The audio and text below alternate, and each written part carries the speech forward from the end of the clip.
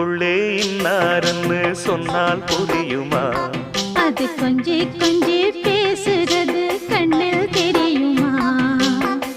உலகே அழிஞ்சாலும் உன் உருவம் அழியாதே, உயிரே பிரிஞ்சாலும் உறவேதும் பிரியாதே.